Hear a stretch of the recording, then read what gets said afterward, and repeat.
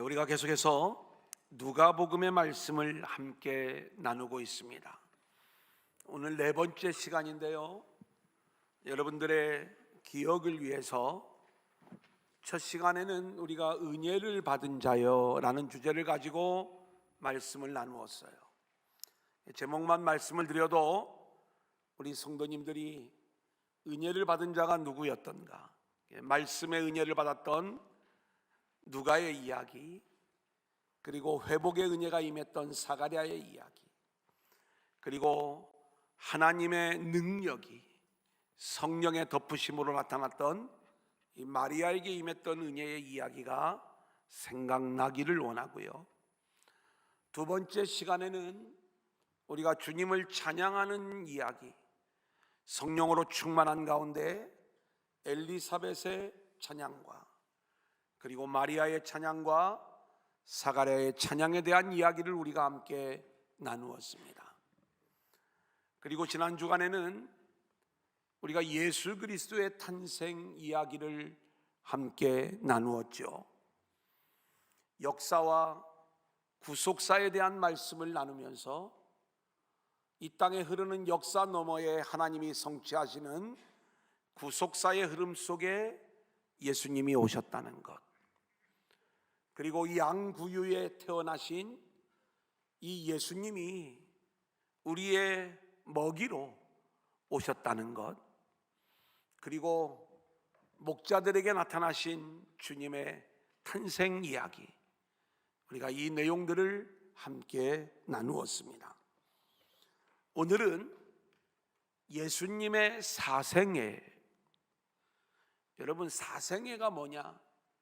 이 공생애에 대비되는 개념이 사생애다, 이렇게 말씀을 드릴 수가 있겠습니다.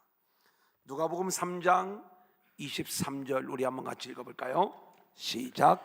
예수께서 가르치심을 시작하실 때에 30세쯤 되시니라. 여러분, 누가복음은 예수님을 어떻게 그리고 있냐면 사람으로 오신 예수님, 인자, 사람의 아들로 오신 예수님을 우리에게 알려주고 있어요. 마태복음은 왕으로 오신 예수님이라고 그랬죠. 그래서 예수님의 탄생에 대한 이야기, 그리고 사생에 대한 이야기는 마태복음과 누가복음에만 그 내용이 기록되어져 있고요. 특별히 이 사람의 모양으로 오신 누가복음에 예수님의 역사적인 기록에 대한 자세한 이야기가 기록되어져 있는 것을 우리는 보게 됩니다.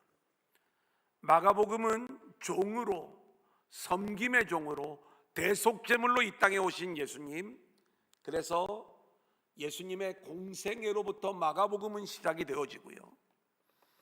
그리고 요한복음은 하늘에 계신 말씀이 육신이 되어 이 땅에 오신 주님으로 주님을 설명하면서 이 요한복음의 말씀도 우리 가운데 예수님의 공생애의 말씀으로부터 그 내용들이 시작되어지는 것을 보여주고 있습니다. 그래서 예수님의 공생애가 30세로부터 시작되었다는 것은 우리가 이 누가복음의 이야기를 통해서 우리가 그 내용을 알게 되는 거죠. 그러면 예수님은 30세의 세례 요한으로부터 세례를 받으시고 비로소 그리스도로서의 공생애를 시작을 하시는데, 예수님이 어느 날 갑자기 짠 하고 드러난 슈퍼맨이 아니에요. 갓난아기로 오셔서 어렸을 때는 응석을 부리셨을 것이고, 그리고 울기도 했을 것이고, 배고프면, 그리고 자라면서 성장 과정이 있었을 것이고, 당시에는 공교육인 이 학교 제도가 예수님이 계신 곳에는 있었는지 모르지만 역사적으로는 주전 70년부터 예루살렘에는 이 공교육이 있었다, 이렇게 이야기를 하는데, 적어도 회당에서 율법을 배우시면서 모세오경을 읽으시면서 성장하셨던 우리 주님의 이야기를 생각해 볼 수가 있고, 오늘 우리가 공부하는 예수님이 12살 때 어떤 일들이 있었는가, 이런 이야기들을 우리가 좀 알 수 있지만 성경은 30세 이전의 예수님에 대하여 제한적인 정보만을 우리 가운데 말씀해 주십니다. 하지만 분명한 건 우리와 똑같은 사람의 모양으로 이 땅에 오셨다. 자, 그 내용을 마태복음 13장 54절 55절을 통해서 알 수가 있죠. 같이 보겠습니다. 시작. 고향으로 돌아가사 그들의 회당에서 가르치시니 그들이 놀라 이르되 이 사람의 이 지혜와 이런 능력이 어디서 났느냐. 이는 그 목수의 아들이 아니냐. 그 어머니는 마리아, 그 형제들은 야고보, 요셉, 시몬, 유다라 하지 않느냐. 여러분, 이 이야기는 예수님이 공생애를 시작하고 나서 고향으로 왔을 때에 예수님의 가르침에 대하여 놀라는 고향 사람들의 반응이에요. 아니, 예수가 아니냐? 그 아버지 요셉을 우리가 알고 그 어머니 마리아를 알고 그의 형제들을 우리가 아는데 이 가르침이 엄청난 가르침에 놀라고 있는 모습을 보여주는 거예요. 우리가 성경을 보면 우리가 놓치지 말아야 될 것은 예수님은 공생의 기간 동안에만 그리스도셨던 게 아니라 예수님은 사생의 기간에도 그리스도셨어요. 이게 이제 첫 번째 대제에서 우리가 함께 나눌 주제의 이야기인데, 그럼에도 불구하고 우리와 똑같은 육신의 몸을 입으시고 목수 요셉의 아들로 성장하셨던 우리 주님의 이야기를 생각할 수가 있는 거예요. 자, 그러면 우리가 이 누가복음을 중심으로 해서 예수님의 사생애가 어떻게 진행되어져 왔는가? 누가복음 1장 30절로 31절입니다. 시작. 천사가 이르되 마리아여 무서워하지 말라. 내가 하나님께 은혜를 입었느니라. 보라, 내가 잉태하여 아들을 낳으리니 그 이름을 예수라 하라. 우리가 이미 공부한 내용인데 마리아에게 가브리엘 천사가 찾아와서 이제 내가 하나님의 은혜를 입어 하나님의 능력이 너에게 임하여 성령으로 잉태하여 하나님의 아들 예수를 낳을 것을 말씀하는 장면이죠.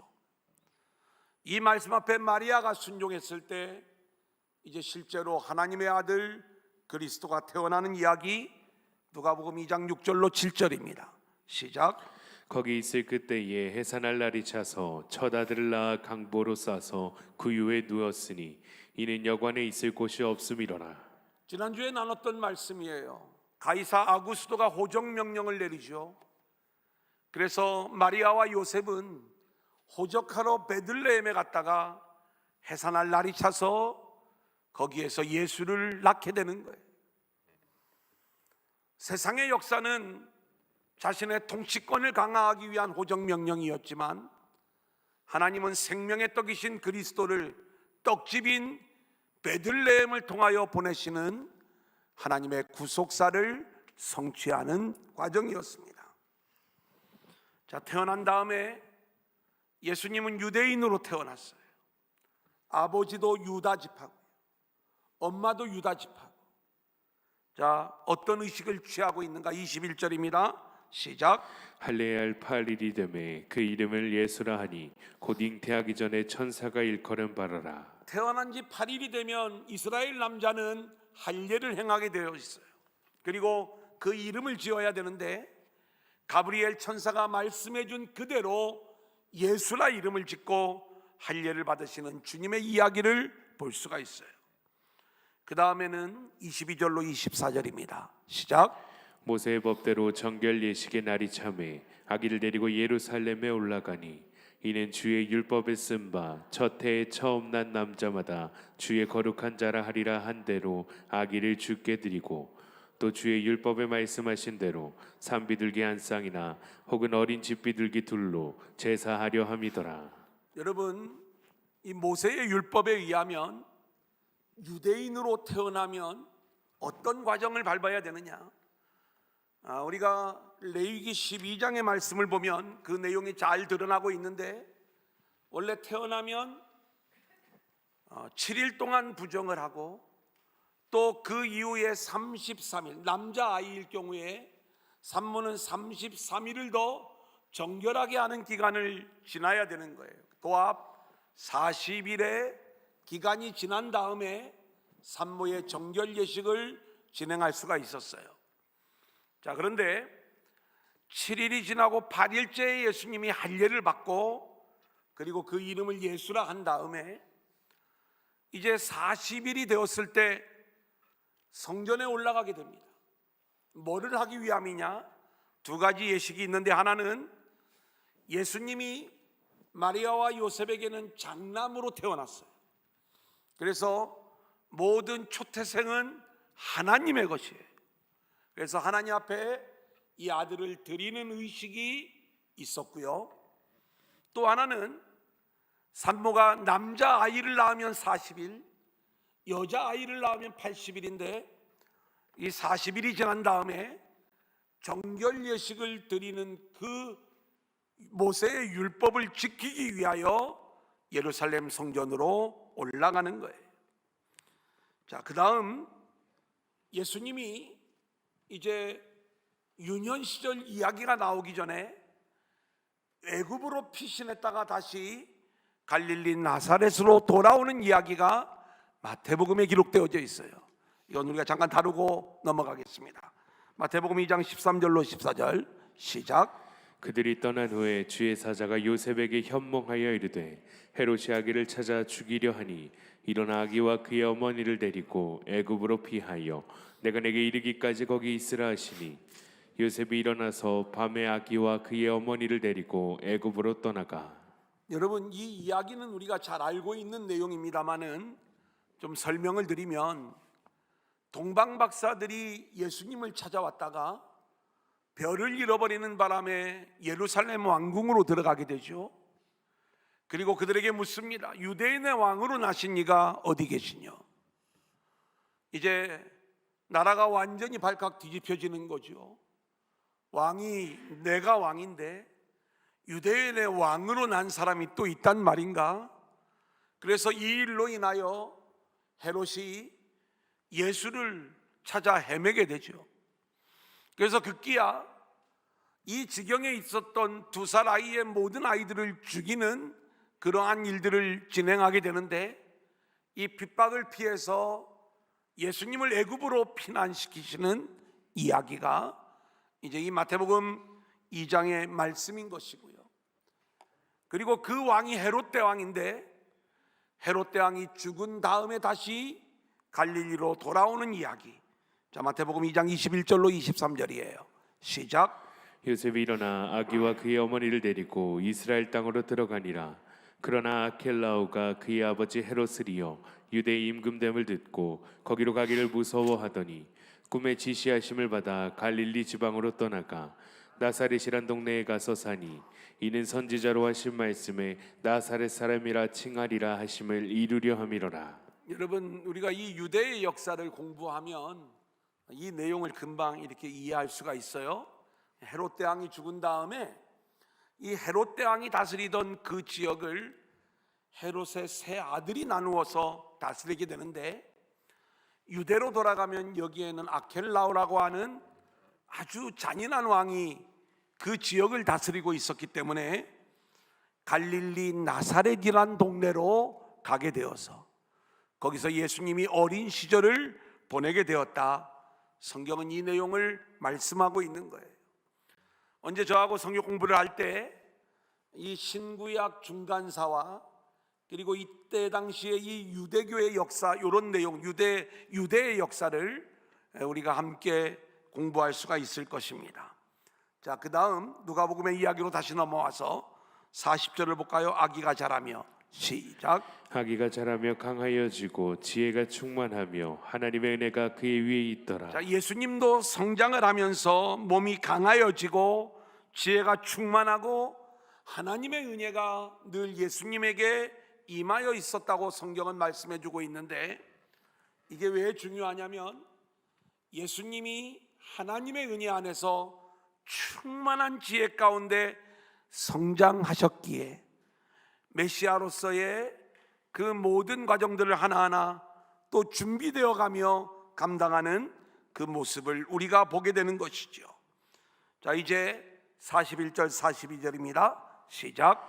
그의 부모가 해마다 6월절이 되면 예루살렘으로 가더니 예수께서 12살 되었을 때에 그들이 이 절기의 관례를 따라 올라갔다가 6월절이 되면 유대인들은 절기를 지키기 위하여 예루살렘에 올라갑니다. 근데 특별히 예수님이 12살 때 6월절에 예루살렘에 올라갔다는 이야기는 예수님이 이 6월절에 성인 예식을 치르기 위하여 예루살렘에 그의 부모와 함께 올라갔음을 이야기해 주는 거예요.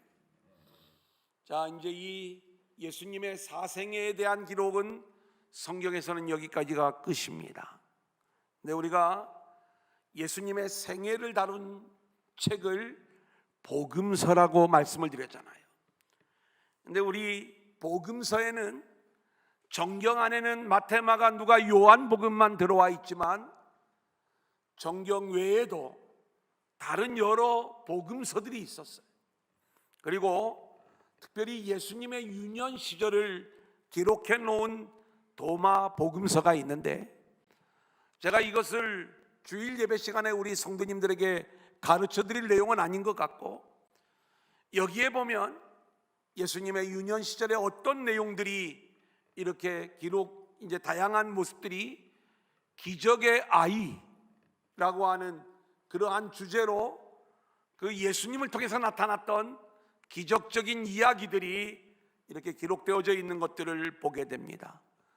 여러분들이 보셔도 관계는 없어요. 하지만 정경 안에 들어와 있지 않다는 얘기는 우리가 굳이 그 내용을 읽지 않아도 하나님이 주신 말씀으로만 우리가 충분하기 때문에 하나님이 정경 안으로 들어오지 못하도록 막으신 거죠. 우리가 이 도마 복음서 기적의 아이라고 여러분들이 인터넷에 검색만 해보면 그 내용들을 좀 읽어보실 수가 있는데, 궁금하신 분들은 참조 삼아 읽으시면 되겠습니다.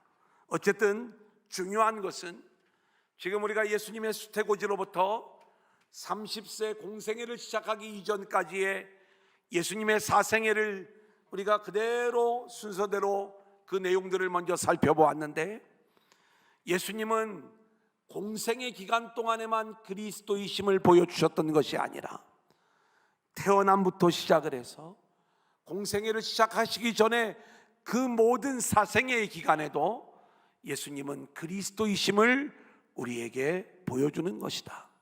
자, 두 번째 우리 한번 따라해 볼까요? 시므온과 안나. 시므온과 안나. 자, 이제 예수님의 일생 사생애 중에서 시므온과 안나의 이야기는 예수님이 태어나고 나서 40일이 지나 마리아가 정결 예식을 위하여 예수님을 안고 성전에 들어갔을 때에 만났던 할아버지 할머니의 이야기예요. 어떤 이야기인가 한번 같이 볼까요? 누가복음 2장 25절입니다. 시작. 예루살렘에 시므온이라 하는 사람이 있으니 이 사람은 의롭고 경건하여 이스라엘의 위로를 기다리는 자라. 성령이 그 위에 계시더라. 시므온, 제가 주일 난 예비기 때문에 좀 더 깊이 들어가는 것은 제가 좀 지양하려고 그래요. 하여튼 이 시므온이라고 하는 이름을 우리가 기억할 필요가 있고요. 근데 이 사람에 대한 이야기를 하는데, 의롭고 경건하여 이스라엘의 위로를 기다리는 자라. 여러분, 이 표현을 여러분들은 쉽게 이해하기가 어렵지요. 하지만 우리가 조금만 센스가 있으면 지금 이스라엘은 위로자를 기다리고 있는 거예요. 그 위로자가 누구예요? 메시아를 기다리고 있는 자죠. 그래서 하나님이 보내셔서 이스라엘을 구원할 그 위로자를 기다리는 그러한 사람이었는데, 성령이 그 위에 계시더라. 누가복음과 사도행전은 성령의 역사를 기록하고 있다고 말씀을 드렸어요. 그래서 이 시므온은 늘 성령이 임재하는 가운데 메시아를 기다리고 있는데, 이때 하나님의 음성, 성령의 음성을 듣는 거예요. 어떤 음성인가? 26절입니다. 시작. 그가 주의 그리스도를 보기 전에는 죽지 아니하리라 하는 성령의 지시를 받았더니, 성령님이 뭐라고 말씀을 하시냐면, 너는 죽기 전에 반드시 그리스도가 오시는 것을 보게 될 거야. 여러분, 얼마나 감동적인 음성이었겠어요. 세월이 흘러가면서 내가 죽기 전에 반드시 주님이 오신다는 이 성령의 음성을 들었을 때 이 시므온은 그 주님 만나기를 고대하는 거예요. 드디어 때가 되었어요. 성령님이 강권적으로 역사하시는데 27절 시작. 성령의 감동으로 성전에 들어가며 보세요. 이 시므온이 어느 날 성령이 또 찾아오셔서 강권적으로 자신을 성전 안으로 들여보내는 거예요. 성전 안에 들어가 보니까 마리아가 안고 있는 아기 예수가 그 안에 있는 거예요. 한눈에 성령께서 말씀하셨던 메시아가 바로 이분이구나, 이걸 알아보게 되는 거예요. 우리 계속 읽어볼까요? 마침 시작. 마침 부모가 율법의 관례대로 행하고자 하여 그 아기 예수를 데리고 오는지라 시므온이 아기를 안고 하나님을 찬송하여 이르되 주제여 이제는 말씀하신 대로 종을 평안히 놓아주시는도다.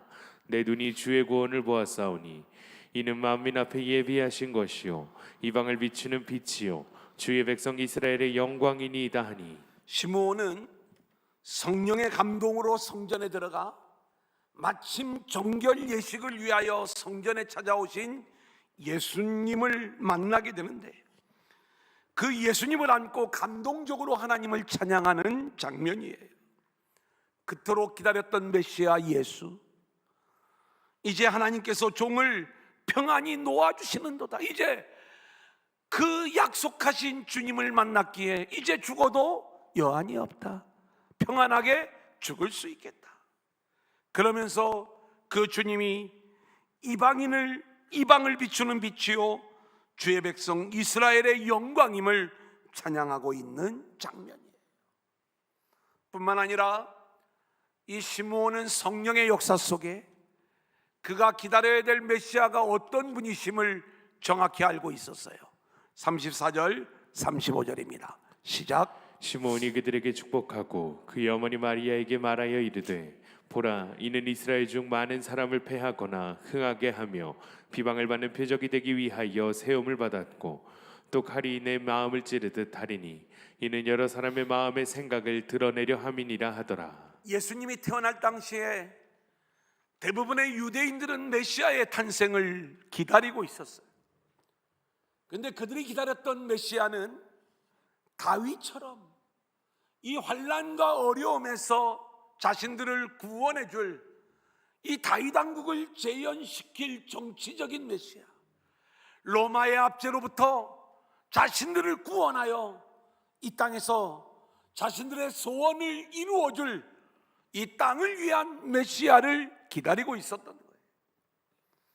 그런데 시므온은 늘 성령이 그의 위에 임하고 있었기에 시므온이 기다렸던 메시아는 이 땅의 메시아가 아니라 하늘의 위로와 하늘의 평안을 가져오실 하늘의 메시아, 이 진짜 메시아를 원하고 있었던 거예요.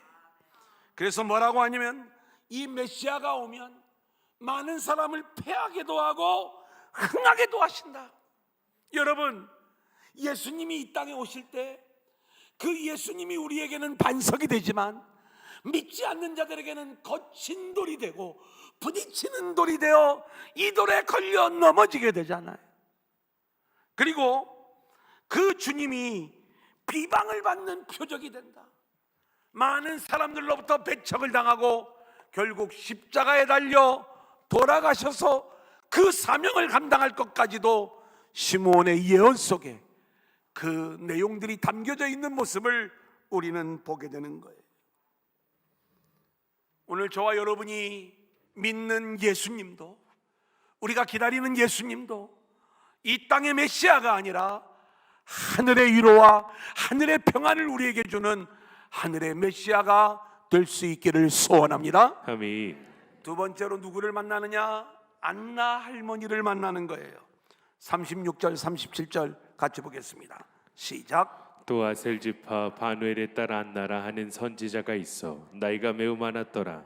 그가 결혼한 후 7해 동안 남편과 함께 살다가 과부가 되고 84세가 되었더라. 이 사람이 성전을 떠나지 아니하고 주야로 금식하며 기도함으로 섬기더니. 이 안나라고 하는 한 여인 할머니에 대한 이야기를 말씀하고 있어요. 이 사람이 성전을 섬기다가 예수님을 만나는 축복을 경험하게 되는 거예요.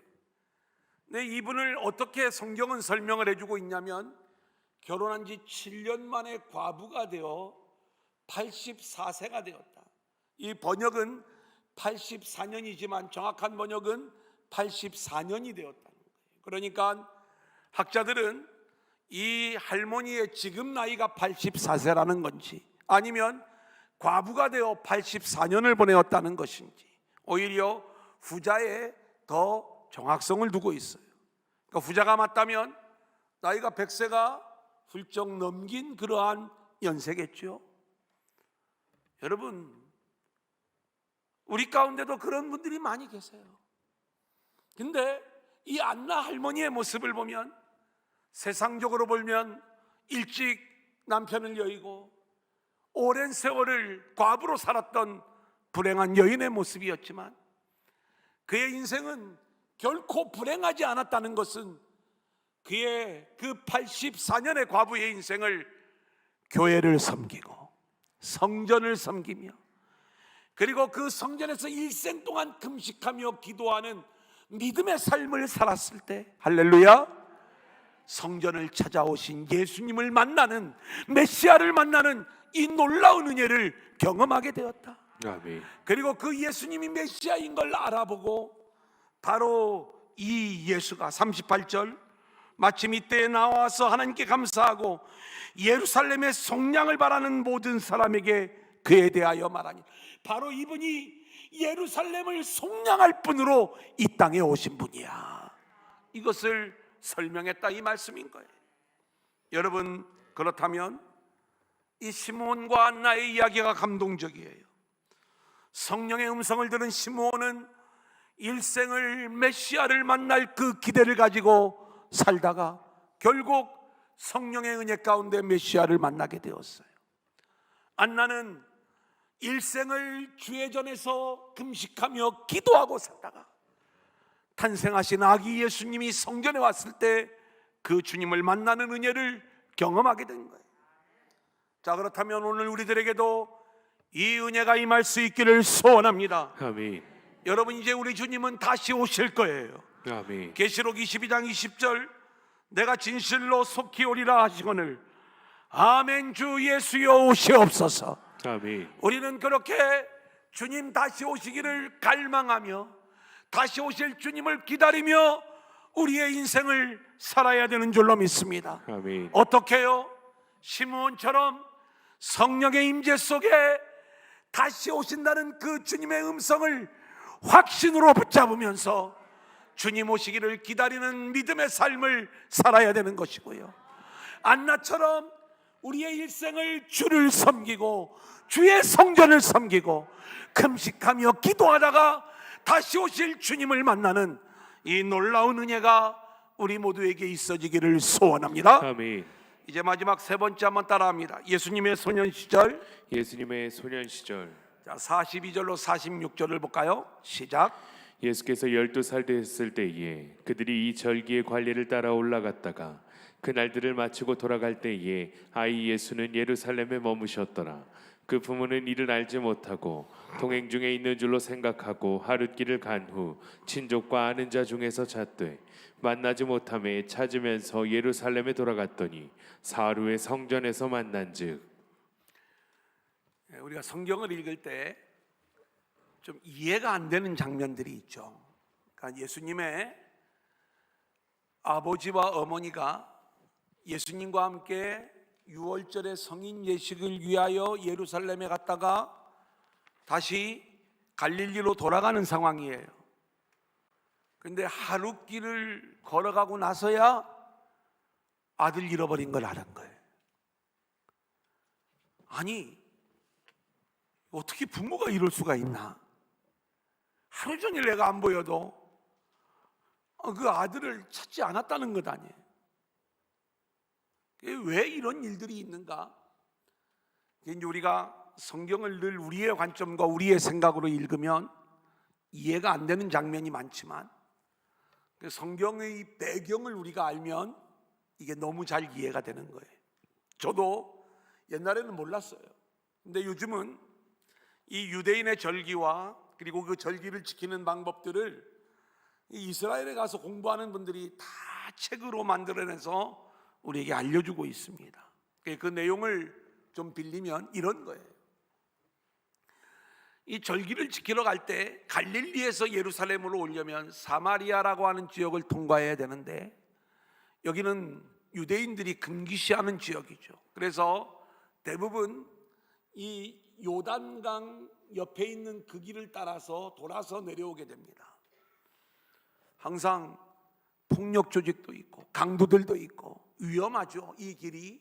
그래서 지금처럼 치안이 유지되는 그러한 길들이 아니니까 절기를 지키러 갈 때마다 그냥 가족별로 가는 게 아니라 그 동네의 친척들과 그리고 동네 사람들이 한 무리를 이루어서 이렇게 절기를 지키기 위하여 예루살렘으로 가는 거예요. 그때 누가 앞장을 서냐면 성인 남자들이 앞장을 서게 되고, 그리고 여인들이나 노약자 그룹은 그 뒤에서 보호를 받게 돼요.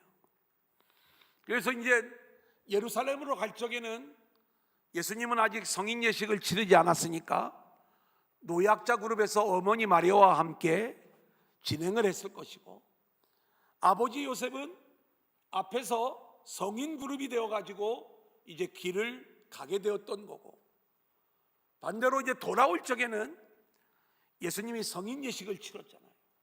그러니까 어머니 마리아의 생각에는 이제 우리 아들 예수가 성인이 되었으니 아마 앞에 아버지와 함께 가고 있을 것이다, 이렇게 생각을 했을 것이고, 아버지는 예루살렘에 갔을 때 뒤에서 마리아와 함께 갔기 때문에 당연히 마리아와 함께 있을 것이다, 이 생각을 하니까 하룻길을 와서 이제 잠을 자야 되는데 가족끼리 모여보니까 아들 예수가 없는 거예요.